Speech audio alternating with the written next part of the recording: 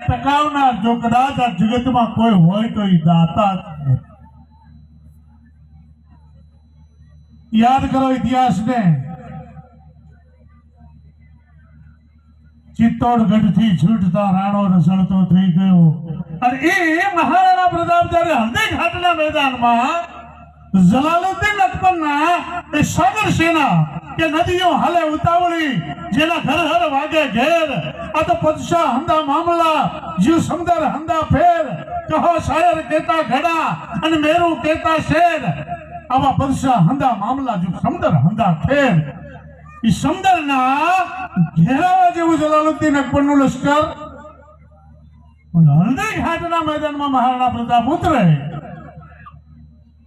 तेगरा तुरकर परक परक कर तरक तरक बोल बोले तेरी जंद में धमक धमक डोल डाल बम बोले धमक धमक रखतारी धार मदद व्यास तक है घर पास हाहाकार हुई हलघाट हल्दी अंत में ये हल्दी घाटना मैदान में हाहाकार मचावनार महाराणा प्रताप आरावली की डूंगर में राम राम ने पान पान भटकता था. ये वक्त जो कदाच એને ભામાશા ન મળ્યો હોત ને તો ઇતિહાસના પાને ભોગ તમે એને યાદ ન કરતા. દાતાનો પ્રતાપ છે, એની પરંપરા છે. અને તમે જોજો દેશ છે કે કંઈક કઈ જે જાય છે એને દુનિયા યાદ કરે છે, બાકી કોઈ કોઈને યાદ કરતું નથી. ચાણસમાં નગરમાંથી નજર મારીએ, ચાર જબરદસ્ત પાત્રો થયા ચાણક્યના. હું તો એ ઉત્તર ગુજરાતના સાહિત્યકાર તરીકે મેં સંશોધન કર્યું છે. જે છે એ તમને કહું છું, મેં જે જોયું છે, જે જાણ્યું છે એ જ તમને કહું છું. એક લાલજી લક્ષ્મીદાસ, આપણા ઉગમણા દરવાજે બેના પાળિયા ઉભા છે ને, આજ પાળિયા હામે આંગળી લાંબી કરીને ટૂંકારો ન બોલાય, નહીતર જે જીભે ટોકારો બોલી ને જીભ જકડાઈ જાય એ તાકાત આજે પડકાર કરતા એ પાળિયા બે ઉભા છે. લાલજી લક્ષ્મીદાસ, એને દુનિયા યાદ કરે છે. હું તમે બધા યાદ કરીએ છીએ. કારણ કે એવા વિદ્વાન પુરુષો હતા એ બે. બીજા કાનજી બેચરદાસ, ગામ ભેળું થઈને ઠરાવ કરે એ સિવિલ બનાવવું છે, પણ જમીન એ વખતે 7 વીઘા હામટી આવી ધરી દેતો હોય એ માણસને આપણે યાદ કરીએ. એ આપણો ઇતિહાસનો અવિભાજ્ય અંગ. સરદાર પટેલને આપણે યાદ કરીએ કારણ કે સરદાર પટેલ જે વખતે ભારતના દેશી રજવાડાનું એકત્રીકરણની જવાબદારી એને લીધી, એ સરદાર પટેલ હૈદરાબાદના નિઝામ પાસે ગયા. સાંજનો સમય હતો, સભા બરખાસ્ત કરી અને હૈદરાબાદ નિઝામ મહેલના પગથિયા ચડતા હતા. કાટ કાટ કાટ કાટ કાટ કાટ પગથિયા ચડતા હતા, પણ સરદાર પટેલે ખભા પર હાથ મૂક્યો. આમ જોયું, કોણ છે? સરદાર પટેલ. પટેલ શું કામ આવ્યા છો? કે ભારતને અખંડ બનાવવા માટે આવ્યું છું, અખંડ ભારતની સ્થાપના કરવી છે, એટલે તમારે એનો સહકાર આપવો પડશે હૈદરાબાદનો. એ વખતે હૈદરાબાદનો નિઝામ એમ બોલતો હોય, પટેલ